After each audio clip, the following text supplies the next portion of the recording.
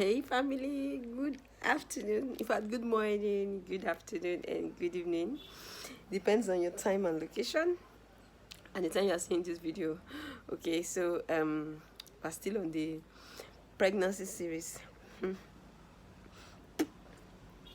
So in my last video, I was saying that no matter how hard I try to brush my teeth, wash, do everything, I still can't eat. Is that bad? I still can't eat, and that's that. Haven't gotten that out of the way, so we're back now. As you can tell, I'm better now. Like, I'm fine now. It's been a long time I picked up the camera to update to you guys. The last time I picked up the camera was on the 29th of November. The whole of December, I don't think I updated you guys because there was nothing really much to talk about. Okay, so as at the time I'm making this video right now, I think I'm 17 weeks and few days gone. Yes, but I will backtrack a little bit in retrospect. So well, the whole of December, some persons will say, when it's 3 months you start eating and all that. I think mine was different. I didn't get to 3 months. I think it was 2 months and 2 weeks.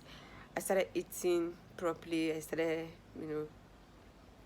coming up.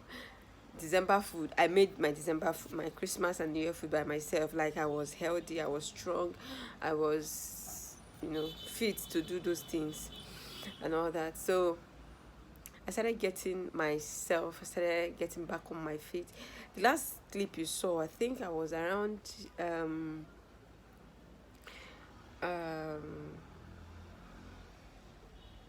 10-11 weeks or 9-10 weeks, around that time, to tell you the lengthy time. I have not picked up the camera, so yes. So nothing really much has happened, just that I've been fit, I've been okay, I've been eating right now, I've been healthy. I started doing some of the things I couldn't do before. Yeah, sometimes I have to try to do something. Sometimes Oga comes back from work and be like, who sent you? Why are you doing all these things? Who sent you? Don't put me in trouble. I'm like, I'm fit now, I'm okay. So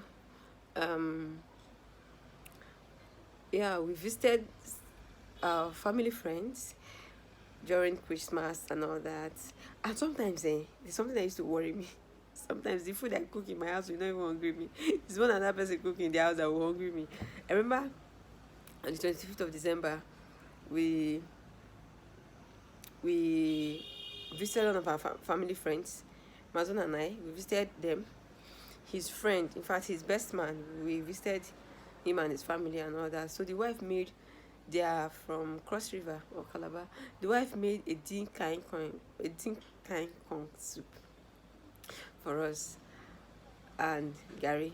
When I got there, the way I ate that food, you won't believe that I had food in my house. Like, I cooked, I had rice and stew normal in my house and all that. We ate. When I got to their house, I ate their food as though I've not eaten since morning. We got there quite late. We got there around 6-7. I ate like I've not eaten the whole day. And then I was like, hey, I like this. Well, to God be the glory. I've been eating. And at some point, okay, some of the things I used to crave for before, I no longer take them now. For example, Coke. Right now, I don't always like, in fact, I don't like drinking Coke and the likes, Coke, Pepsi, Fanta and all that. The only thing I'm drinking right now is mud. As a matter of fact, I've been buying the crate of mud, the one that contains 24 cans inside. We're buying the crate of mud inside the house. My doctor must not hear this, but that's what I swallow medicine with, because this medicine smells. Ew. I'm not the type that takes medicine before, but I don't have a choice. So I have to look for a way around it. Sometimes when the medicine is coming close to my nose, I feel like throwing up. So I have to devise a means so that I will be taking the medicine religiously. So the pack of malt must not finish in the house. When it's about to finish, we have to replace. Because that's the only thing I drink right now. Like, that's the only drink I drink right now.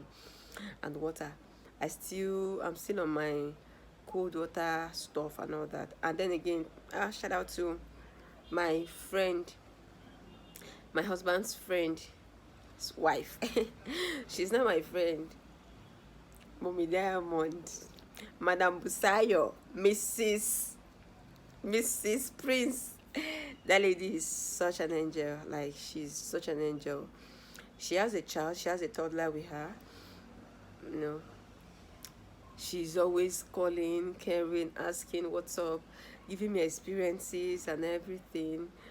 The mother, that's her mother-in-law, Mr. Prince's mother. That woman is a mother indeed.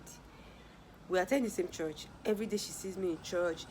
She's, asking, she's caring about what has happened within the week. She's even concerned about the hospital I registered with. She's telling me, okay, if that hospital is not treating you well, you have to register in another hospital. She was thinking about one that I can register in, the one that they will take care of me. She said she doesn't want anything that will, God.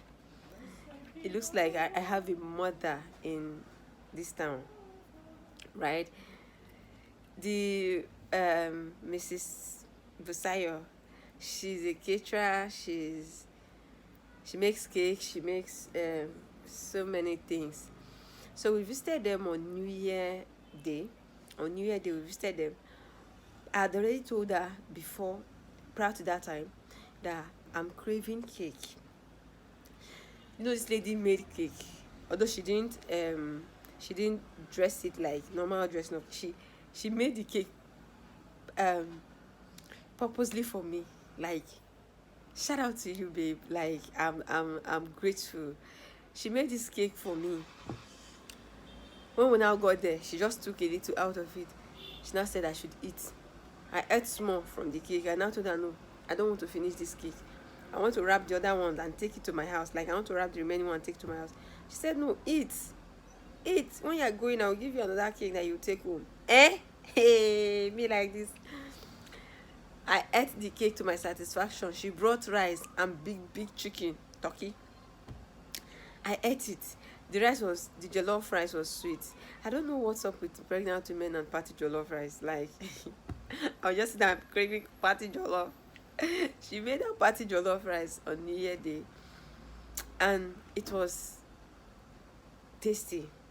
The pepper was top notch. Like, the pepper level, I liked it. I was eating it. I was feeling the pepper in my mouth. I liked it. And as if that was not enough, she made the cake for me and we brought home. For more than 1 week, I was eating the cake. I'll go and cut a little chunk and eat. I keep the remainder in the fridge. Anytime I feel like eating cake, I'll go and cut it again and eat. Like, no, I'm really grateful for her. There was a day again I called her. I said, I don't even know what. She called me. She said, do you take parfait? Like, I don't even know how else to explain.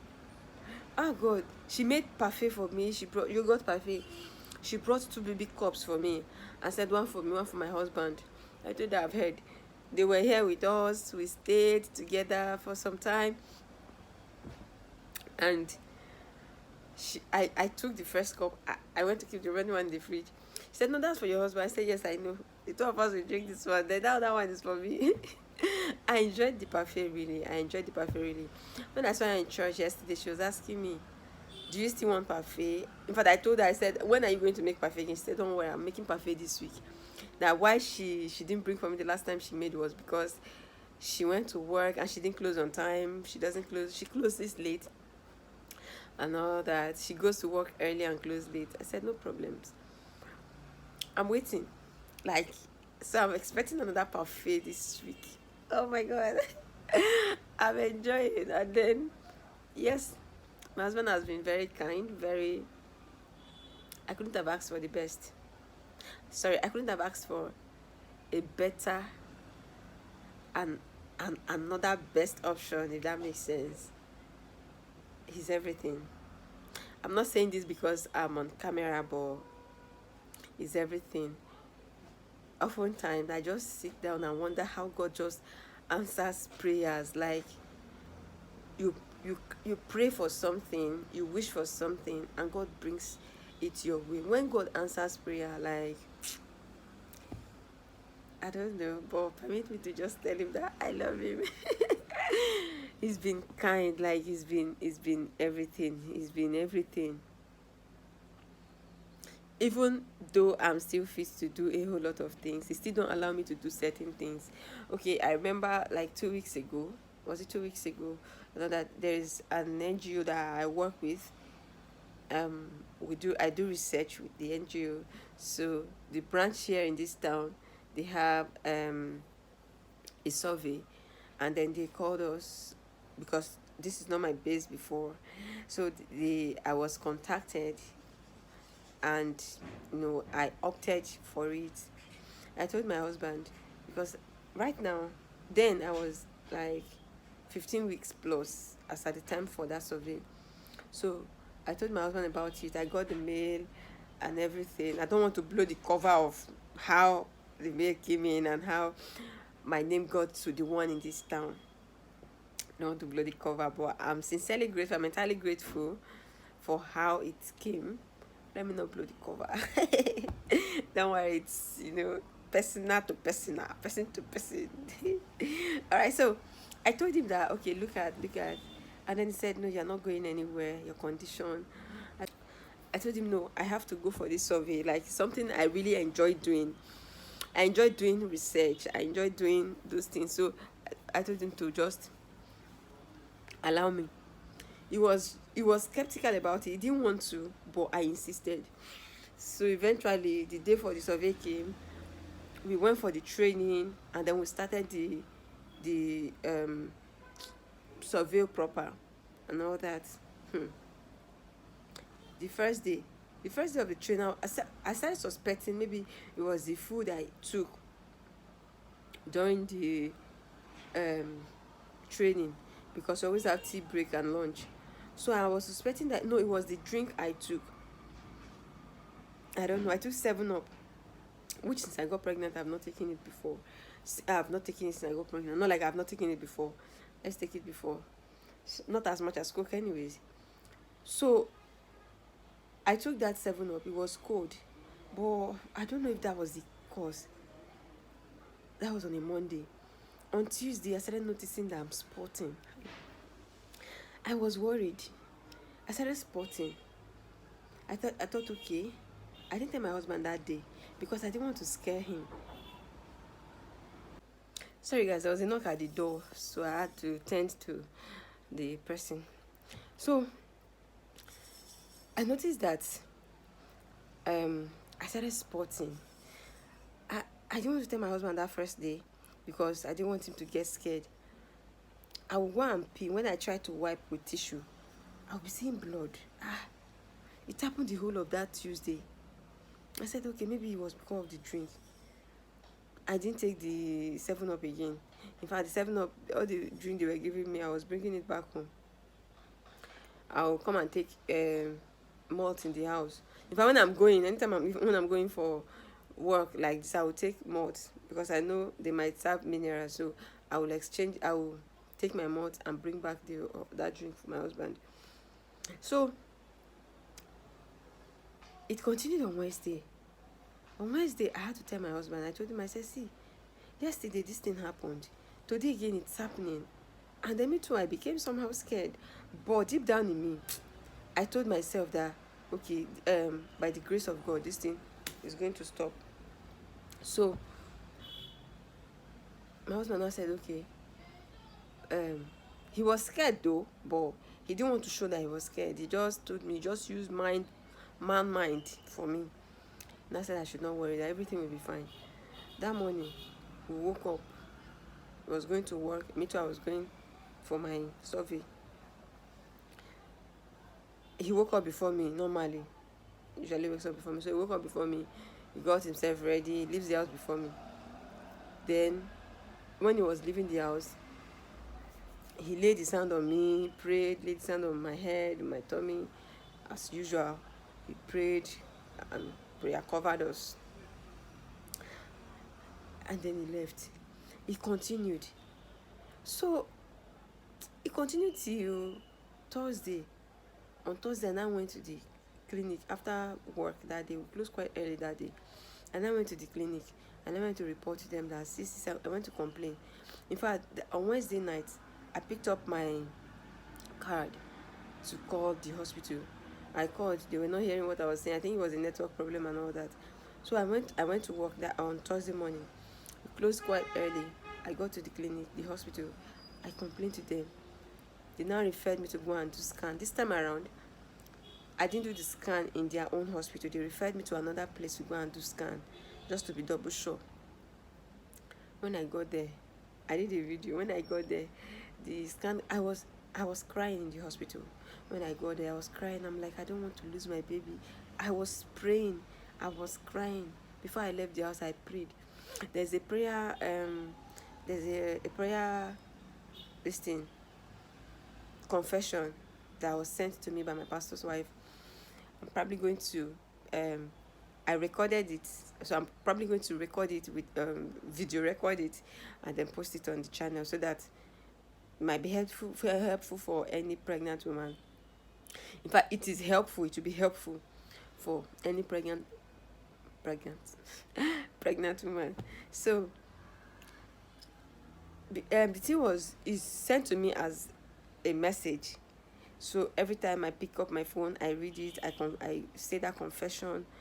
I say it every day, every morning before I come down from the bed. I say it and all that. So at some point, I'm like, okay, what about days that I'm busy, that I can't be reading my phone and all that? So I decided to record it. Instead of carrying my phone and be reading, I'll just plug in my AirPod and then listen to it. I recorded my voice, saying the confession. So I would just listen to it and be answering amen, amen. I was saying that, I was playing that thing repeatedly. I was praying repeatedly. And so when I got to the hospital, I went for scan in another lab, and then they told me that my baby is fine, that I have nothing to worry about. In fact, that day, my mind was, I told my husband, today I'm ready to do giveaway. But they now said I have to stop stressing myself. I have to stop whatever strenuous thing that I'm doing and all that. Okay, so on Friday I told them, okay, I have to go to the office on Friday to go and sign some document. There are some things that we need to sign. There are some stuff that we need to sign by ourselves. It's not something that somebody can do for you. Excuse me. So I had to manage to go there and sign those things. Then when I came back very early that day. I came back home, I rested, and this thing still didn't stop. On Saturday, it continued. So before, I noticed that it's only when I pee and wipe, that's when I'll be seeing the blood. But for that Friday and Saturday, I noticed that the droppings were coming on its own. I will remove my undies and I will see drops of blood. I still told my husband that, see, I called my pastor's wife. She prayed and everything. So they now said I should stop, in fact, climbing. I should stop this movement. I should just stay in one place. I should just sit at home. And that, me, I'm not sitting at home kind of person. I was becoming sick and tired of being sick and tired of sitting down at home. So I said to her, what will I do? I decided to just obey them and decide to sit at home. On Sunday was even worse, because on Sunday I started seeing clots of blood. But we prayed and everything became normal. And since that Sunday, everything stopped. No clot. It's been over a week plus or two now. Nothing like that again. I'm so grateful and thankful for that and all that. Nothing really much, and that has been the update so far. The major thing, or the major win for me now, is that I'm eating properly. I'm strong. Apart from the fact that they said I have to sit and not stress myself. My husband even agreed that, yeah, that's what he wants. I should sit and no wahala. A girl has to sleep. But thank God that I'm fine and better now. Yes. So I'll update you guys again when anything comes up again. Trust me to update you guys, okay? Bye. Nothing but